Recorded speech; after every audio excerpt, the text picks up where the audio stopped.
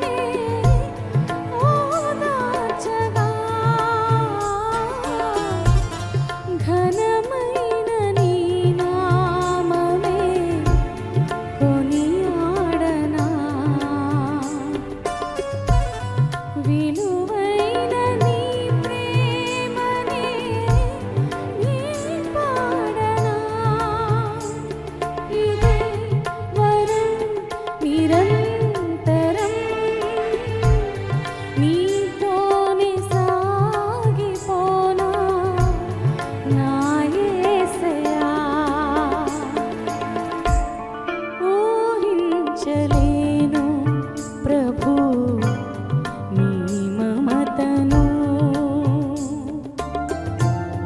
వివరించలేను యేసు నీ ప్రేమను. నువ్వు లేక ఇలలో నేను బ్రతికేదెలా, ఎనలేని నీ ప్రేమను కొలిచేదెలా.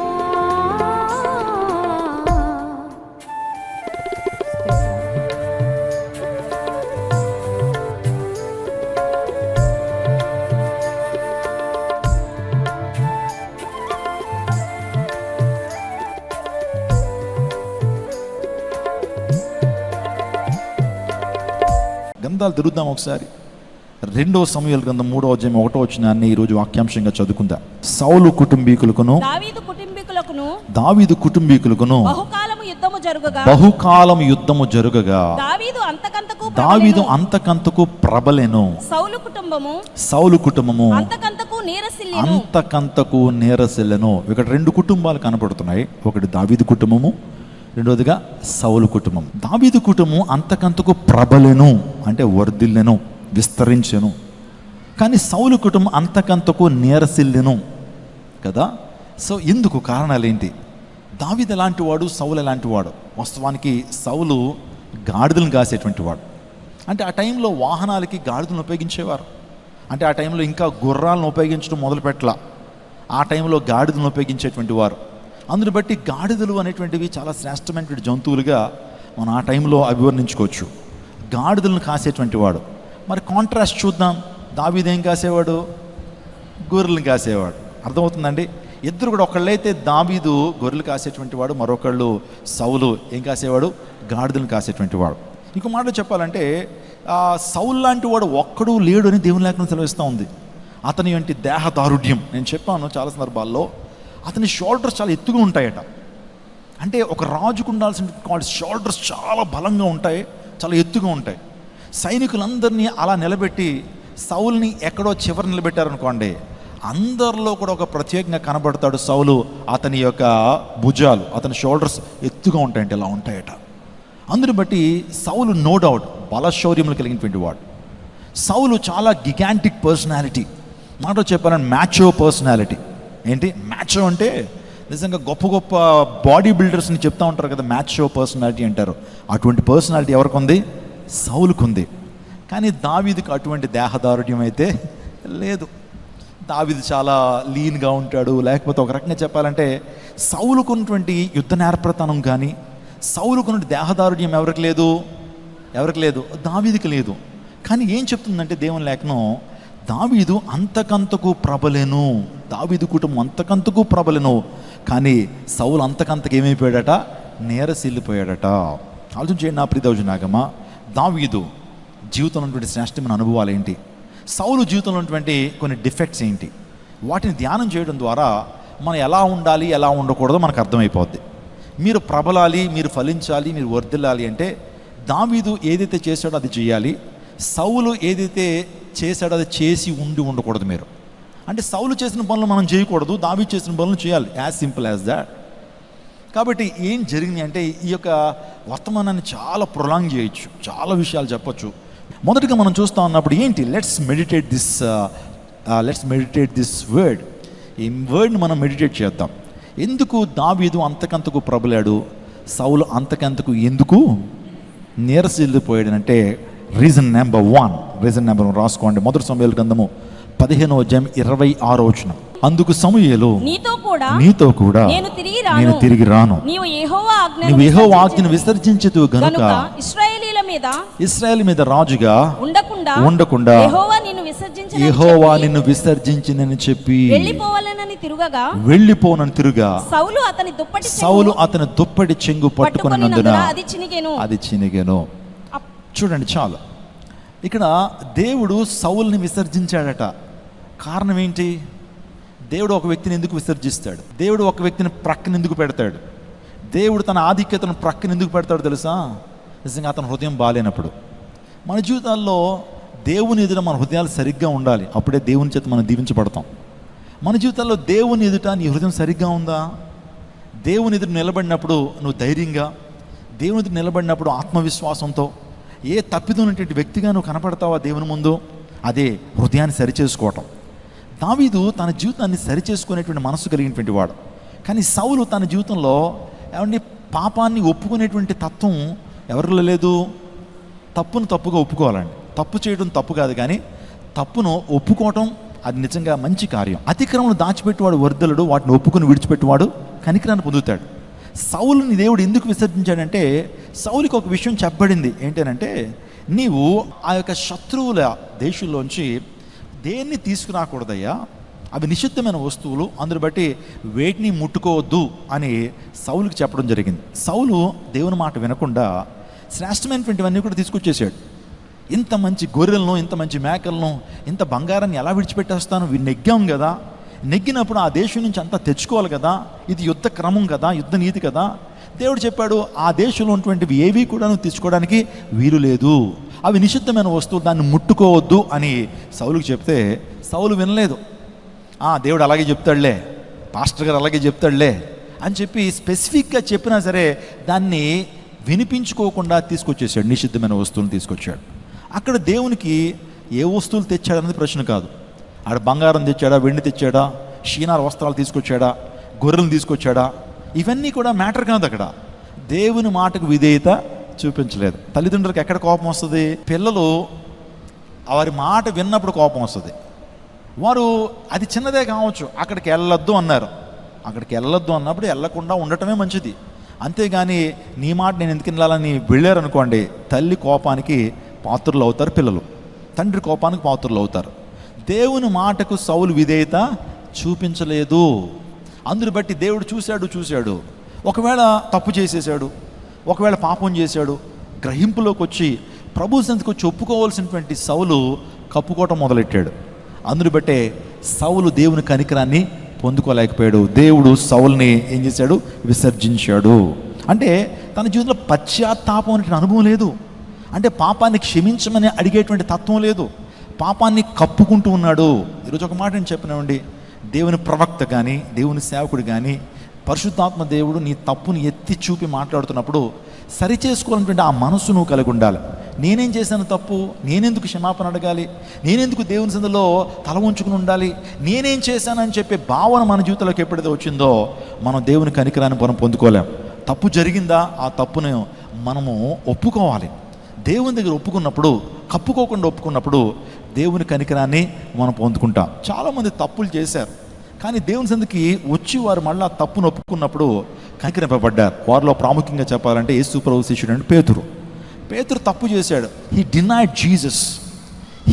జీసస్. యేసు ప్రభు అని డినై చేశాడు. ఆ యేసు ప్రభు నేను ఎరుగునని ముమ్మారు బొంకినటువంటి పేతురు తన జీవితంలో మరలా తప్పు తెలుసుకున్నాడు.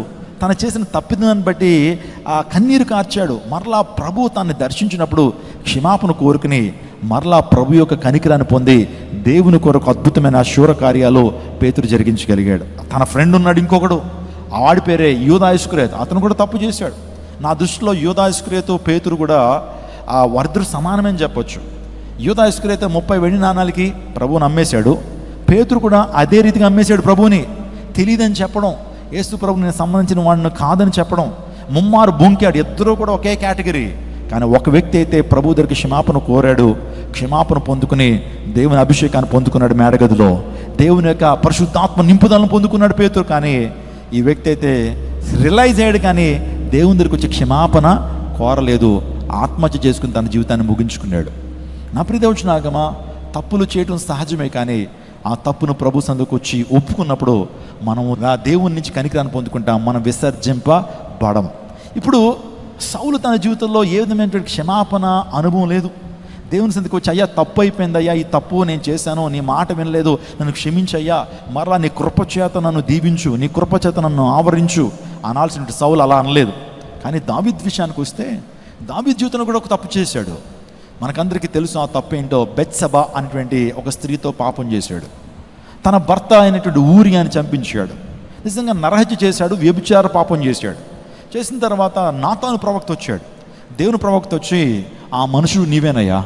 దావీదు, నువ్వు తప్పు చేసావు, ఎవరికి తెలియదు అనుకుంటున్నావా? సమస్తాన్ని దేవుడు చూస్తున్నాడు. దేవుడు చూసి నాకు ఆ తప్పు గురించి నేను హెచ్చరించమని నన్ను పంపించాడు. నిజంగా దానికి ముందు గట్టిగా చెప్తే ఫీల్ అయిపోతాడని నాతాను చాలా స్మార్ట్గా, చాలా తెలివిగా ఒక స్టోరీ చెప్పాడు. రాజు దగ్గరికి వచ్చారు, పాస్టర్ గారు రాజు దగ్గరికి వచ్చినప్పుడు మంచి సింహాసనం వేశాడు, మంచి అతిథి సంస్కారాలు చేశాడు. దావీదుకి దైవజనులు అంటే పిచ్చి ప్రేమ.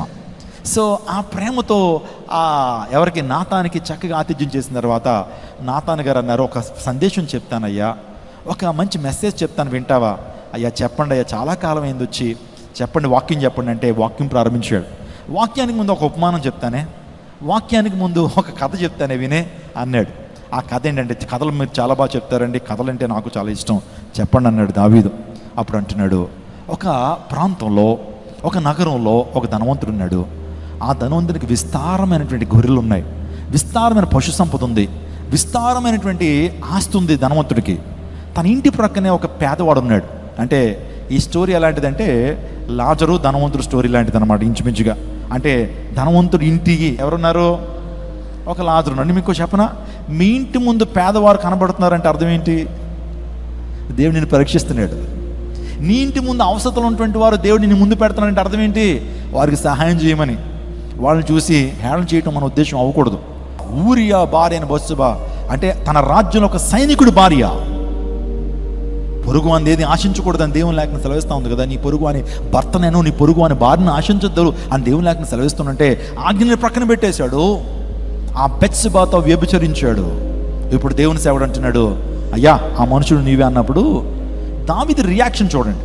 ఇక్కడ దాకా జరిగిన ఒక స్టోరీ, కానీ ఇక్కడి నుంచి దావీదు రియాక్షన్ వెంటనే దేవుని సేవకుని పంపించాడు. ప్రార్థనా గదిలోకి వెళ్ళాడు, కన్నీరు కార్చి ప్రభు సన్నిధిలో గోజాడుతున్నాడు. అయ్యా క్షమించయ్యా, అయ్యా క్షమించయ్యా, నీకు విరోధంగా నేను పాపం చేశాను. అందుని బట్టి 51వ కీర్తన రాస్తాడు. ఒక్కసారి చదవండి 51వ కీర్తన.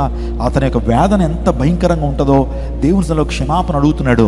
దయచేసి 51వ కీర్తన. దేవా నీ కృప చొప్పున నన్ను కరుణింపుము. చూడండి, ఇక్కడి నుంచి ప్రార్థన మొదలెట్టాడు. దేవా నీ కృప చొప్పున నన్ను కరుణింపుము, నీ వాత్సల్య బాహుళ్యము చొప్పున, నీ వాత్సల్య బాహుళ్యము చేత అతిక్రమములను తుడిచివేయుము, నా అతిక్రమము తుడిచివేయము. నా దోషము పోవునట్లు నన్ను బాగుగా కడుగుము, నా పాపం పోవునట్లు నన్ను పవిత్రపరచుము. నా అతిక్రమలు నాకు తెలిసే ఉన్నవి, నా పాపం ఎల్లప్పుడూ నా ఎదుటే ఉన్నది. నీకు కేవలం నీకే విరోధంగా పాపం చేసి ఉన్నాను, నీ దృష్టి ఎదుట నేను చెడుతనం చేసి ఉన్నాను. కావున ఆజ్ఞ ఇచ్చినప్పుడు నీవు నీతిమంతుడిగా ఆగపడదువు, తీర్పు తీర్చినప్పుడు నిర్మలుడిగా ఆగపడదువు. నేను పాపంలో పుట్టిన వాడను, పాపంలో నా తల్లి నన్ను గర్భమును ధరించును. నువ్వు అంతరంగంలో సత్యం కోరుచున్నావు, ఆంతర్యమును నాకు జ్ఞానము తెలియచేచున్నావు. నేను పవిత్రునగునట్లు ఇస్సోపుతో నా పాపమును పరిహరింపుము, హిమము కంటెను నేను తెల్లగా ఉన్నట్లు నీవు నన్ను కడుగుము అని ఆ వ్యక్తి చాలా కన్నీటితో, అతడు చేస్తున్నటువంటి కన్నీరు ద్వారా తన పరుపు ఏమైపోయిందట? తేలిపోయిందట. సీ మై డియర్ చర్చ్, సౌలు ఒక ఇంటెన్షన్స్. సౌలు కూడా తను చేసిన తప్పేంటో తెలిసినప్పుడు దాన్ని కప్పుకున్నాడు సౌలు. కానీ దావీదైతే తన తప్పు తెలిసినప్పుడు ఒప్పుకున్నాడు, మరలా దేవునితో సమాధాన పడ్డాడు. This is the main difference between సాల్ అండ్ డేవిడ్. అందరూ పెట్టే సౌలు కుటుంబం అంతకంతగా ఏమైంది? వర్ధిల్లింది. మన జీవితాల్లో దేవుడు మనతో మాట్లాడుతున్నప్పుడు మనం ఒప్పుకుంటున్నామా, కప్పుకుంటున్నామా? నేను తప్పు చేయలేదండి, అసలు ఏం తప్పు చేయలేదండి అని చెప్పి మనల్ని మనం ఎప్పుడు కూడా సమర్థించుకోవడానికి ప్రయత్నం చేస్తుంటాం. మనల్ని మనం ఎప్పటికప్పుడు కవర్ చేసుకోవడానికి ప్రయత్నం చేస్తుంటాం. మనం ఎప్పటికప్పుడు నేను చాలా క్లీన్ చిట్ అండి, చాలా వైట్ పేపర్ అండి అన్నట్లుగా మనం ఏం చేస్తుంటాం అంటే ప్రవర్తిస్తుంటాం. ఎప్పుడైనా తప్పు ఎవరిని ఎత్తినప్పుడు, ఎస్పెషల్లీ దేవుని సేవకుడు కానీ, ఎప్పుడైతే దేవుని వాక్యం నీలో తప్పు ఎంచుతున్నప్పుడు సరి చేసుకోగలిగితే నువ్వు వర్ధిల్లుతావు. దావీదు వలే, దావీదు అంతకంతకు ప్రబలెను, సౌలు కుటుంబం అంతకంతకు నీరసిల్లెను అనే మాట మనం చూస్తున్నాం. మీకు అర్థమైందా? అంటే మన జీవితంలో ప్రభువు దగ్గర ఫర్గివ్నెస్ మనం కోరుకుంటే కనుక, చేసిన పాపాన్ని కప్పుకోకుండా ఒప్పుకునేటువంటి అనుభవాల్లో మనం ఉంటే కనుక మనం వర్ధిల్లుతాం. అందరూ బట్టి నీ పాపాన్ని బట్టి నువ్వు పశ్చాత్తాపడ్డావా, పాపాన్ని కప్పుకోకుండా ప్రభు సన్నిధిలో నువ్వు ఒప్పుకుంటే, నువ్వు ఏదైతే ఆశీర్వాదాన్ని ప్రభువు నుంచి కోరుకుంటున్నావో, నువ్వు వర్ధిల్లాలని కోరుకుంటున్నావు కదా, ఆ వర్ధిల్లేటువంటి అనుభవం నీ జీవితంలో జరగడం ప్రారంభించబడుతుంది. ఇదిగో నేను ఒక నూతన క్రియ జరిగించున్నాను, అది ఇప్పుడే మొలుచున్నా. అది ఇప్పుడే మొలుచునంటే ఎప్పుడైతే నువ్వు దేవుని సన్నిధిలో క్షమాపణ కోరుకుంటావో, ఎప్పుడైతే దేవుని సన్నిధిలో నువ్వు క్షమాపణ అడుగుతావో, అప్పుడే అది నీ జీవితంలో మొలుస్తుందనే విషయాన్ని మనం యెషయా గ్రంథం 43వ అధ్యాయంలో మనం చదువుతాం. నా ప్రియ దైవజనాగమా, సో సౌలు అంతకంతకు నిరసలను, దావీదు అంతకంతకు ప్రబలను అనే మాట మనం చూస్తున్నాం.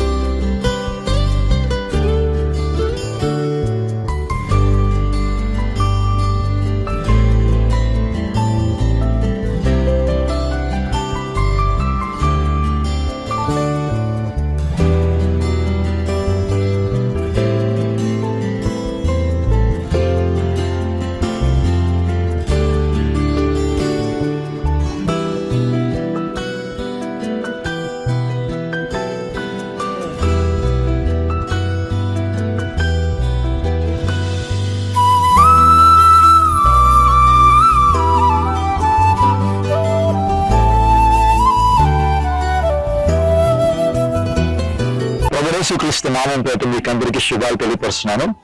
క్రైస్ట్ టెంపుల్ అనే జీవంగల దేవుని సంఘానికి దేవుడు 2 ఎకరాల 16 సెంట్ల భూమిని ఇక్కడ అనుగ్రహించారు.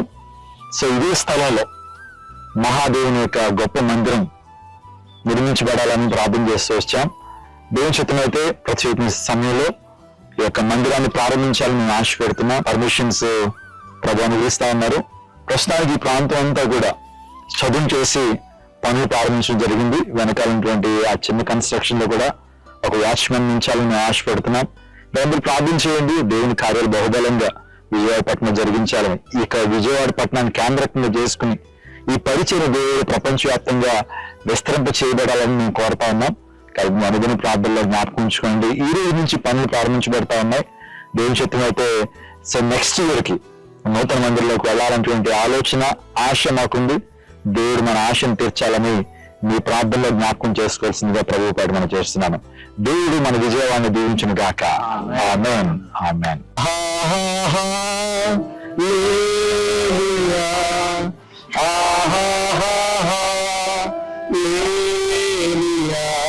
ఇక మధ్యాహ్న కాల సంఘంలో ప్రభు మనందరినీ ఏక కుటుంబీకులుగా, క్రైస్ట్ టెంపుల్ సంఘ విశ్వాసులుగా ఈ ప్రాంతాన్ని నడిపించారు. ఒక నిర్మాణం జరిగించాలని పర్మిషన్స్ కోసం ఆల్రెడీ అప్లై చేస్తాం తండ్రి. వాటిని మీరు ఇస్తున్నారు, మీకు స్తోత్రాలు. మీ చిత్తమైతే ప్రభు ఈ రోజు ఈ యొక్క ప్రాంతం అంతా కూడా మేము చదువు చేస్తున్నాం. ఈ ప్రాంతంలో ప్రార్థన చేస్తున్నాం. అధికారులతో మీరు మాట్లాడండి, ప్రజా పరిపాలకులతో మీరు మాట్లాడండి. ఈ ప్రాంతం అంతా మీ మహిమతో నింపండి. మీకు స్తోత్రాలు తెలియపరుస్తూ మీకే మహిమ తెలుస్తూ యేసు శక్తి కలిగిన నామములో వేడుకుంటున్నాం తండ్రి.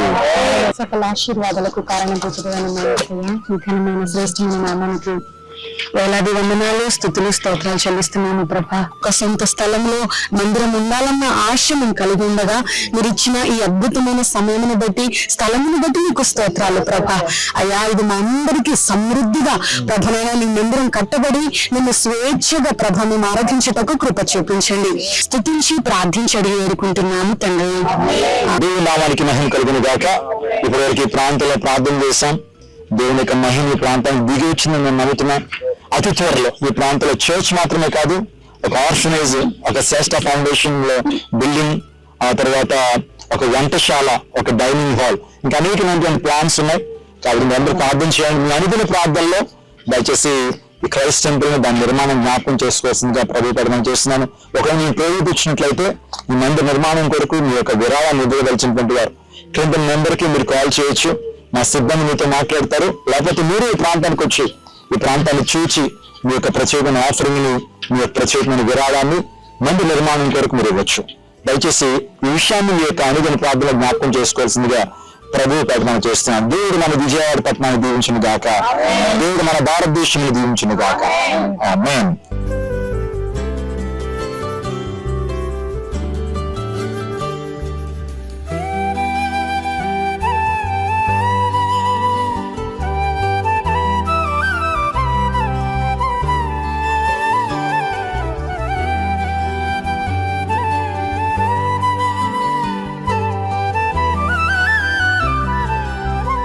అందరికీ శుభవార్త. ప్రతి ఆదివారం 10,000 మంది ఒక చోట చేరి దేవుణ్ణి ఆరాధిస్తున్న జీవంగల దేవుని సంఘం. స్వస్థత, విడుదల, అభిషేకం పొందాలనుకుంటున్నారా? దురాత్మ శక్తుల నుంచి విడుదల కావాలా? ఆర్థిక ఇబ్బందుల నుంచి విడుదల కావాలా? సంతానలేమితో బాధపడుతున్నారా? కుటుంబ సంక్షేమం కొరకు ప్రత్యేక ప్రార్థనలు కోరుకుంటున్నారా? శాంతి లేక ఆత్మహత్య చేసుకోవాలనుకుంటున్నారా? నిజమైన ఖచ్చితమైన వాక్యం చేత బలపడాలని ఆశిస్తున్నట్టయితే రండి. క్రైస్ట్ టెంపుల్ మీ కొరకే. ప్రతి ఆదివారం 4 ఆరాధనలు జరుగుతున్నాయి. మొదటి ఆరాధన ఉదయం 6 గంటలకు, రెండవ ఆరాధన ఉదయం 8 గంటలకు, మూడవ ఆరాధన ఉదయం 10 గంటలకు, 4వ ఆరాధన సాయంత్రం 6:30 జరుగును. స్థలం Christ temple, Mary Stella indoor stadium, Pantakaluva road, NTR circle, Vijayawada. ముఖ్య ప్రసంగికులు ప్రపంచ వ్యాప్తంగా వాక్యమునందించి కోట్లాది మందికి దీవెనకరముగా ఉన్న మన దైవజనులు రెవరెండ్ డాక్టర్ పాల్ ఇమాన్యుయల్ గారు మరియు నిస్సీ పాల్ గారు శక్తివంతమైన సందేశాలను అందించి ప్రతి ఒక్కరి కొరకు ప్రత్యేక ప్రార్థనలు చేయుదురు. హృదయాలను హత్తుకునే అద్భుతమైన స్తుతి ఆరాధన సాక్ష్యాలు, ప్రతి విశ్వాసిపై ప్రత్యేక శ్రద్ధ, గృహ దర్శనాలు, ఇంకా మరెన్నో. ప్రతి ఆరాధనలో వేల మంది ప్రజలు పాల్గొంటూ ఆత్మీయముగా బలపడుచున్నారు. పాటలు, ఆరాధన, వర్తమానముల ద్వారా దేవుని ఆత్మీయ కార్యములు అనేకులు పొందుకుంటున్నారు. విజయవాడ చుట్టుపక్కల ప్రాంతాల నుంచే కాక 100 కిలోమీటర్ల దూరం నుంచి ప్రజలు వచ్చి ఆత్మీయ మేలులు పొందుచున్నారు.